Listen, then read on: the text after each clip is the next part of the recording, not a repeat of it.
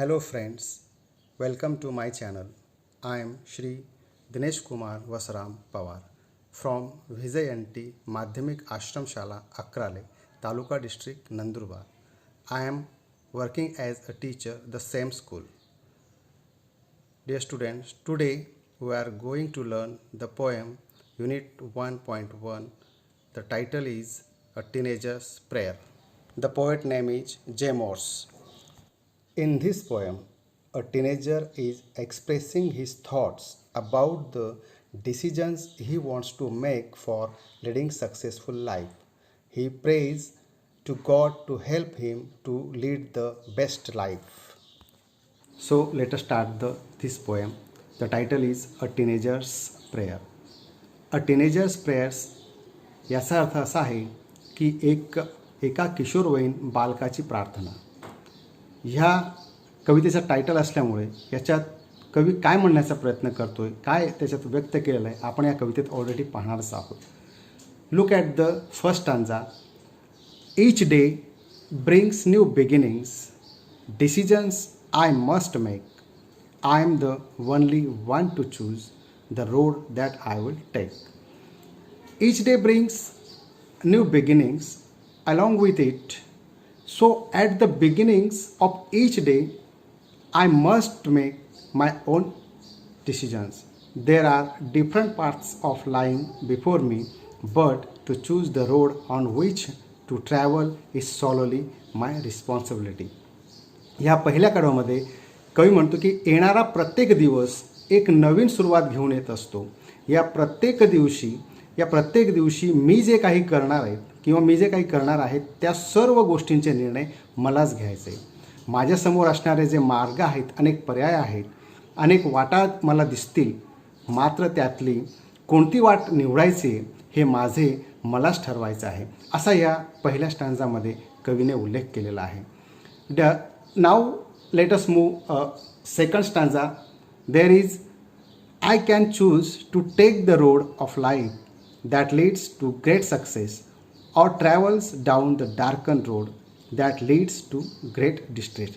Look at the second stanza. What is the meaning of this in these stanzas? From these different roads lying before me. म्हणजे माझ्यासमोर माझ्या निवडलेला जो मार्ग आहे, आयुष्याचा मार्ग आहे, तो उत्तुंग यशाच्या शिखरापर्यंत पोहोचेल किंवा कदाचित अपयशाच्या अधोगतीकडेही वाटेकडेही घेऊन जाईल. परंतु त्या निर्णयाची जबाबदारी ही पूर्णपणे माझीच असेल, असं ह्या सेकंड स्टांजामध्ये कवी म्हटलं. डार्कन म्हणजे काय या ठिकाणी? Darken means here it refers to evil. या ठिकाणी हा जो डार्कन आहे एक अंधाराकडे घेऊन जाणारा जो मार्ग असेल.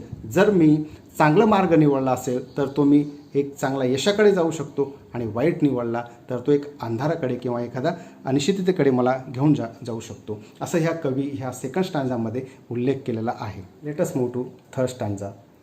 Please open up my eyes dear lord that I might clearly see. Help me stand for what is right. Bring out the best in मी.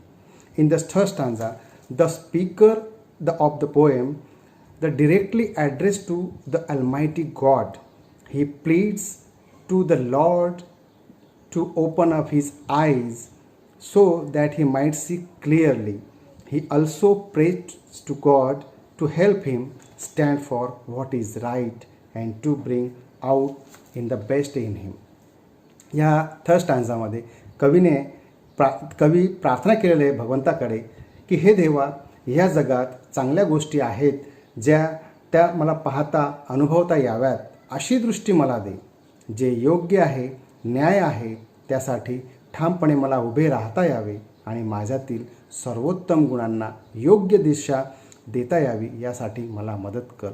आपण नेहमी दररोज आपण सकाळी प्रार्थना करीत असतो भगवंताकडे. दररोज आपण प्रार्थना करतो का हे भगवंता, हे परमेश्वरा, आम्हाला आमच्या आयुष्यासाठी एक चांगली वाटचाल मिळावी किंवा चांगली दिशा मिळावी, यासाठी सुद्धा आपण दररोज सकाळी उठून आपण प्रार्थना करतो, पूजा करतो, आणि हे सर्वच करतात आणि तुम्ही पण करतात.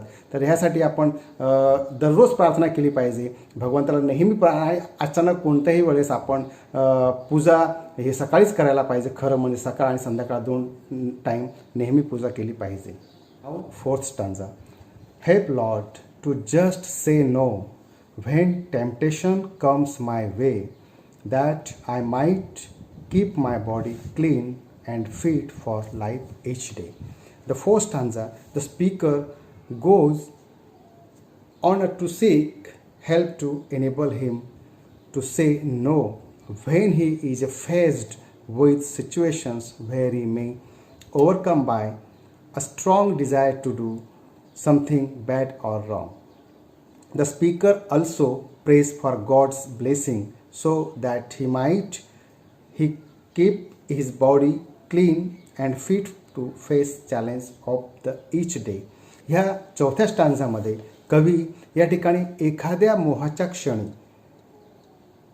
अथवा किंवा कठीण प्रसंगा माझ्याकडून अयोग्य वर्तन घडू नये अथवा ठामपणे नकार देण्याची देवा मला हिंमत दे आणि आयुष्यातील आव्हानांना सामोरे जाण्यासाठी माझे शरीर आरोग्य मी कायम उत्तम निरोगी ठेवू शकेन यासाठी शक्ती दे, असं कवी ह्या चौथ्या कडव्यामध्ये असं निवेदन करतोय, प्रार्थना करतोय.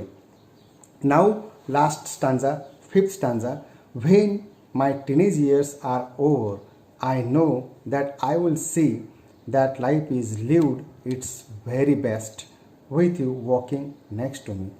In the last stanza, the poets suggest us, या लास्ट स्टांजामध्ये कवीने असं सांगण्याचा प्रयत्न केला आहे की किशोर वयाच्या हा काळ सरताना मला खात्री आहे की तुझी साथ असेल, तुझे आशीर्वाद पाठीशी असतील तर आयुष्याची वाटचाल अतिशय सुखद आणि सुकर होऊ शकते याची मला सदैव जाणीव असेल, असं ह्या कवितेमध्ये शेवटच्या स्टँजामध्ये कवी असं या ठिकाणी सांगण्याचा प्रयत्न केलेला आहे.